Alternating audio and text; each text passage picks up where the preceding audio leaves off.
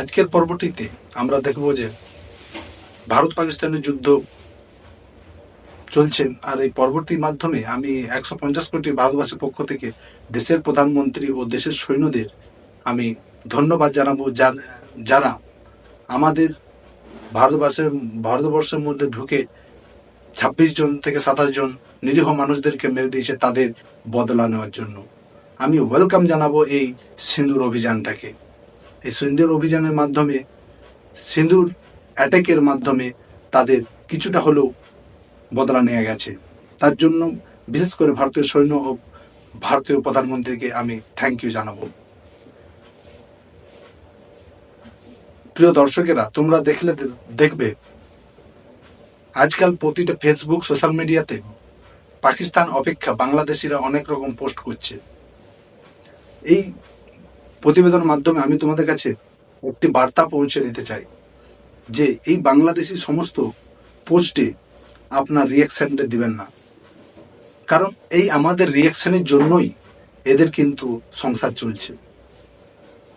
ওরা বাস্তবটা জানে যে এই যুদ্ধের পরিণতি কি হচ্ছে বা কি হতে চলেছে, তথাপর ওরা নানা রকম ভুলভাল তথ্য দিয়ে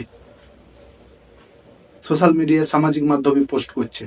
আর সেইখানে আমাদের মতন দেশপ্রেমী ভারতীয়দের চেষ্টা করা হচ্ছে তাদের উত্তপ্ত করার।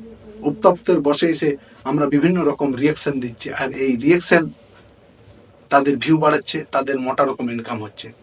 তাই আমার প্রতিবেদনটা যে সকল বন্ধুরা দেখো তাদের কাছে আমি অনুরোধ করব, এই উস্কানিমূলক বার্তাগুলো থেকে দূরে থাকুন। আরেকটা বিষয়, যখনই বেশি করে তাদের এই উস্কানিমূলক বার্তাগুলোতে, আনভেরিফাইড পোস্টগুলোতে আমাদের মতামত আমরা দিচ্ছি, তা আমরা গাল দিই বা গালিগালাজ আবার অন্য কিছু রিয়াকশন দিচ্ছি, তখনই কিন্তু সেটা মিলিয়নে মিলিয়নে ভিউ যাচ্ছে। এর ফলে সেটা আবার বেশি পরিমাণে ভাইরাল হচ্ছে, যা আমাদের আন্তর্জাতিক যে সমস্ত সংবাদ মাধ্যম রয়েছে তাদের কিন্তু নজরে আসছে। এতপর তারাও জিনিসটিকে কোনো রকম যাচাই না করেই সেটা কিন্তু পরিবেশন করছে। এর ফলে আমাদের ইমেজ যেমন খারাপ হচ্ছে, তেমনি আমাদের দেশ নিয়ে একটা ভুল বার্তা সমস্ত দেশে পৌঁছে যাচ্ছে। তাই আমি তোমাদের অনুরোধ করব যে এরকম বাংলাদেশি, বিশেষ করে বাংলাদেশিদের এই উস্কানিমূলক পোস্টগুলোতে, বার্তাগুলোতে কোনো রকম প্রতিক্রিয়া দেবেন না। দেখবেন আজ যেমন পাকিস্তানিদের চ্যানেলগুলো বন্ধ করে দেওয়ার জন্য পথে বসে এরা কান্নাকাটি করছে, ঠিক তেমনি এই বাংলাদেশিদের চ্যানেলগুলো বন্ধ করে দেওয়া হলে এরাও ঠিক এমনই পথে বসে কাঁদবে। আমাদের রিয়াকশনের উপরেই ভিত্তি করেই এদের কিন্তু চ্যানেলগুলো চলে। আর তোমরা দেখবে যে যুদ্ধর এই ভূমিপটে ভারতীয় সেনাদের পরিক্রমণ ও বীরত্বের কারণে আজ পাকিস্তানের 9টি ঘাঁটি, আতঙ্কবাদী ঘাঁটিদের ধ্বংস করা সম্ভব হয়েছে। এর জন্য ভারতের প্রধানমন্ত্রী, ভারতীয় সৈন্যদেরকে আমি অন্তর থেকে এবং আমার মতো দেশভক্ত ভারতীয়দের পক্ষ থেকে অসংখ্য অসংখ্য ধন্যবাদ জানাই। আর এই বার্তার মাধ্যমে আমি এটাও বলে দিতে চাই, যারা ভারতের মধ্যে বাস করছে, যে সমস্ত বাংলাদেশ ও পাকিস্তানি প্রেমীরা, দেশের এই অচল অবস্থা, দেশের এই মতন অবস্থাতে তোমাদের কাছে আমি একটা বার্তা পাঠিয়ে দিতে চাই। তোমাদের যদি এই দেশ ভালো না থাকে, তোমরা নিঃসন্দেহে পাকিস্তান, বাংলাদেশে যেতে পারো। দেশের খাবে, দেশের পড়বে, আর দেশের হয়েই খারাপ কিছু করবে, এটা মেনে নেওয়া যাবে না।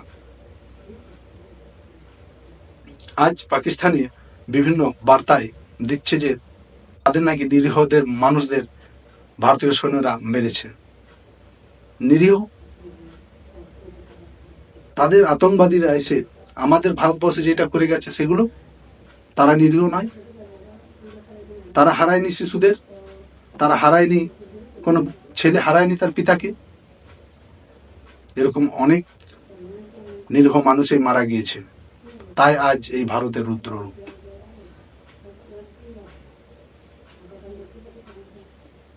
আমি এই ভিডিওর মাধ্যমে আরো বলতে চাই যে আতঙ্কবাদীদের শেষ করতে গেলে এই সমাজ বিরোধী লোকেদের শেষ করতে গেলে দু একটা নিরীহ প্রাণ যাবে।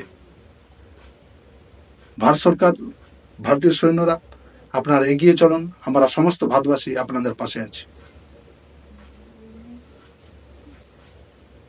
হ্যাঁ, প্রিয় দর্শকদেরকে আমি এটাই বলতে চাইবো, এমতো অবস্থায় ভারতীয় সৈন্যদের পাশে থাকুন, তাদেরকে সাপোর্ট করুন, তারা যে ডিসিশন নিচ্ছে তার সমর্থন করুন।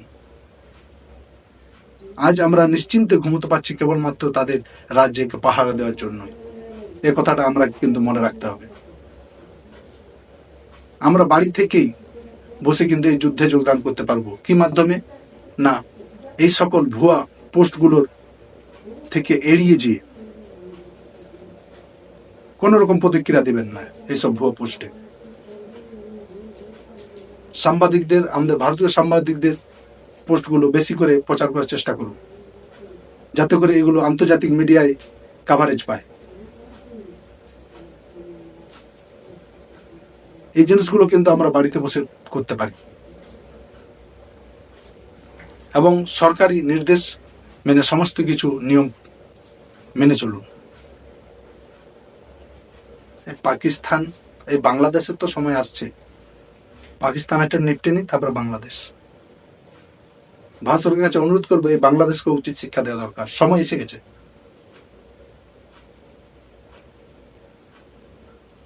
এদেরকে উচিত শিক্ষা দেওয়ার দরকার আছে। প্রতিটা ক্ষেত্রে ভারতীয়দের ওপর খারাপ মনোভাব, যে নিষ্ঠুর, যে উগ্র মনোভাব, এইটার বিরুদ্ধে বাংলাদেশকে উপযুক্ত জবাব দেওয়ার দরকার আছে। তো ঠিক আছে, পাকিস্তানকে আগে হয়ে যাক, তারপরে এই এলাকাও দেখে নেওয়া যাবে, এই সাইডের গুলোকে। আরে পাকিস্তানের লোকগুলো এইটুকু তো বুঝতে পারছো না। আর কি বলবো, কোন রকম খারাপ মন্তব্য করা যাচ্ছে না, যেহেতু আমি ভিডিওটি, প্রতিবেদনটি বাড়ির মধ্যে রয়েছি, নালে পরবর্তী ভিডিওতে সেটা দেওয়ার চেষ্টা করব। আমার সমস্ত ভারতবাসীর কাছে এইটুকুই বিনতি, যে এই মতো অবস্থায় তোমরা থাকো, ভারতীয় সেনাদের পাশে থাকো, ভারতীয় সেনাদের উপর বিশ্বাস রাখো। আমরা এই যে 27 জন নিরীহ মানুষের প্রাণ গেছে, এর বদলা শুধু নটা ঘাঁটি উড়িয়ে হবে না, এর চরম থেকে চরমতম বদলা চাই আমরা। আমি একজন ভারতীয় হিসাবে প্রধানমন্ত্রীর কাছে এটাই আবেদন করছি। শুধু একটা নয়, বারবার এরা এরকম কাজ করে গেছে। 26/11 তোমাদের মনে রয়েছে, পুলওয়ামা, বিভিন্ন সময়ে এরা বারবার এসে ভারতীয়দের বানচাল করার চেষ্টা করেছে। কালকে রাতের খবর আবার তারা আবার নাকি 15টা মিসাইল ছেড়ে ভারতকে আক্রমণ করার চেষ্টা করেছিল। সেটি আমাদের ভারতীয় সেনাদের দক্ষতায় সেগুলোকে রোকা সম্ভব হয়েছে।